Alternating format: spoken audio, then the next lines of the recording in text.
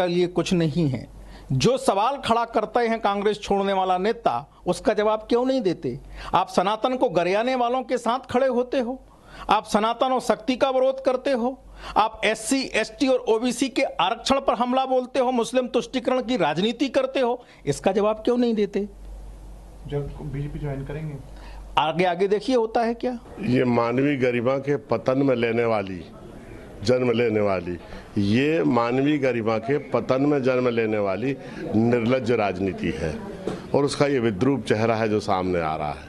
BJP 18 साल से मध्य प्रदेश में पावर में है, 10 साल से केंद्र में उनकी सरकार है। इन्हें और कितना पावर चाहिए, कितनी ताकत चाहिए? और जो अक्षय बम ने, जो कांग्रेस के प्रत्याशी थे, उन्होंने ऐसे मर्मस्थल पर प्रहार किया है कि जब कांग्रेस उसको सुधारने की स्थिति में नहीं है। आज विड्रॉल की लास्ट डेट थी और ऐसे अवसर पर उन्होंने फॉर्म वापस लिया है कि कोई हम विकल्प भी ना चुन पाए। ये इंदौर के जो कैलाश विजयवर्गीय हैं, ये इस पूरी निर्लज्जता, इस पूरे अवसरवाद और दल बदल और घृणित राजनीति के पीछे उनका हाथ है। वैसे भी इससे ज़्यादा उनसे हम लोग उम्मीद नहीं करते हैं। कोई दबाव भी हो सकता है क्या? निश्चित रूप से 2 दिन पहले उनके ऊपर 307 का केस रजिस्टर्ड किया, लेकिन जो अक्षय बम की जो बॉडी लैंग्वेज है कि इतना धोखा देने के बाद जिस निर्लज्जता से सिर उठाकर वो चल रहा है, उससे पता लगता है कि वो कितना बेईमान आदमी है। देखिए, ये कांग्रेस पार्टी के नेतृत्व की हार है। राहुल गांधी और प्रियंका वाड्रा जी जो कांग्रेस के मालिक हैं, उनके लिए एक बड़ा सवाल है।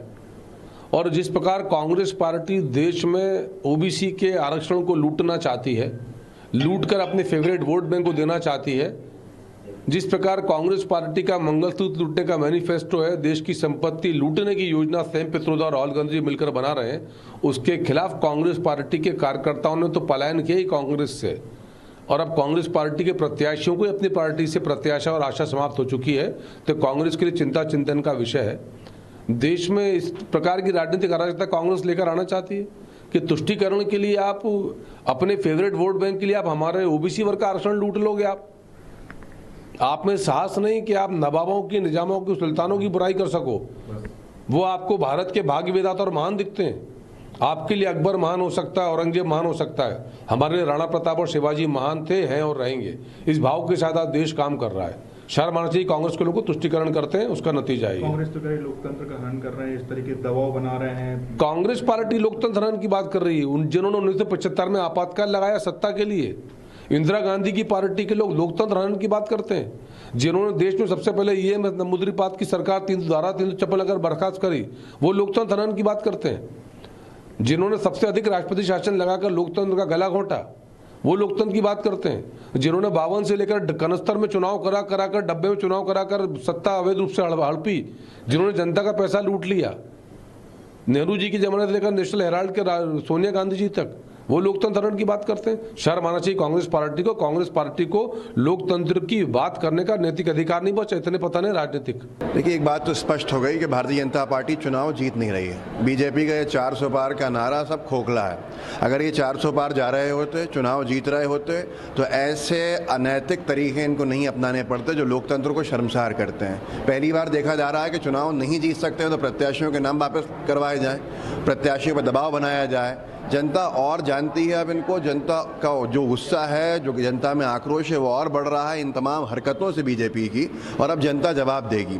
1-2 प्रत्याशियों को इस तरह से दबाव बना के, ये कृत्य करवा के अगर बीजेपी सोचती है कि उसे कोई फ़ायदा हो जाएगा, तो जो उसकी जीतने वाली सीट्स हैं वो भी वो हारेगी। हमारी जो रणनीति रहेगी हम बनाएंगे, हमारे कौन से कैंडिडेट्स वहाँ पर अभी हैं जिनके साथ हम चुनाव में आगे जा सकते हैं, लेकिन ये बीजेपी को बेनकाब करता है, पर्दाफाश करता है उस बीजेपी की नीति की जो लोकतंत्र की हत्या करने वाली है। बीजेपी तो करेगी राम मंदिर का जो आमंत्रण ठुकराया, विकास मोदी गारंटी किससे करवाए तो कर लूँगा। अगर ऐसा कुछ होता तो बीजेपी जो इंदौर के प्रत्याशी कांग्रेस के लेके गई है, तो इंदौर के प्रत्याशी जी कांग्रेस का टिकट लेते भी नहीं। उन्होंने एड़ी चोटी का जोर लगाया कांग्रेस का टिकट पाने के लिए। कल तक उनके लिए कांग्रेस, मेरे पास तो उनके 100 ग्रुप्स हैं व्हाट्सएप के, जिसमें उन्होंने सबको जोड़ा हुआ है। कल तक वो बीजेपी की आलोचना में क्या कुछ नहीं कह रहे थे, आज उनकी आप बॉडी लैंग्वेज देख लीजिए। वो राम मंदिर बहाना है, जो जेल में बना मंदिर है उसके दर्शन नहीं करना चाहते हैं वो, और कुछ नहीं है। हमसे जुड़े रहने के लिए हमारे YouTube चैनल को सब्सक्राइब करें और नई वीडियो की नोटिफिकेशन के लिए बेल आइकॉन को दबाएं।